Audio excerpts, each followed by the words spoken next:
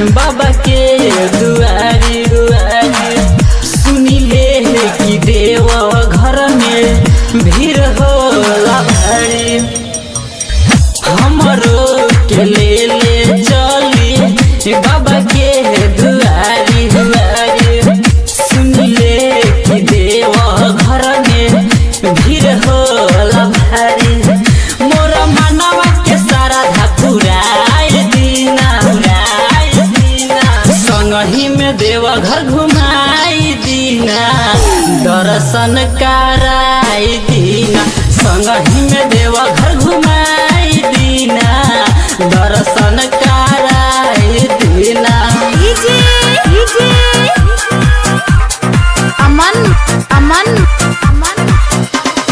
खुशी लगा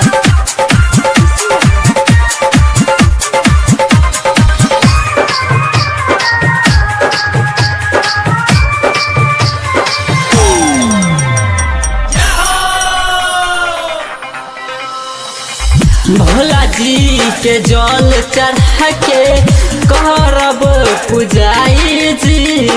सुनिल दुखिया भूखिया पर बाबा होखिले सहाय जी, होखिले सहाय जी। भोला जी के जल चढ़ा के करब पुजाई जी।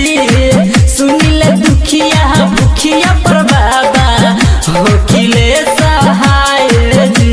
संगे भंगिया धतुरावा मंगाई दीना संगही में देव घर घुमाई दीना दर्शन कराई दीना। संगही में देव घर घुमाई दीना दर्शन कराई दीना।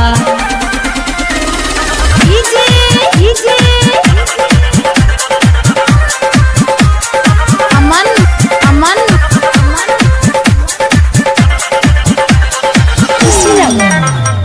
खुशी लगा रैकरा के सपिया से लगल बहादुरी नहीं मान के। संगही में ले चली अपना रह जहन मोहल के, रह जहन मोहल के। रैकरा के सपिया से लगल बहादुरी नहीं मान के। संगही में ले चली अपना जहन मोहल के। संगे गेरुआ रंग के सहरी मंगाई दीना संगही में देव घर घुमाई दीना दर्शन कराई दीना। संगही में देव घर घुमाई दीना दर्शन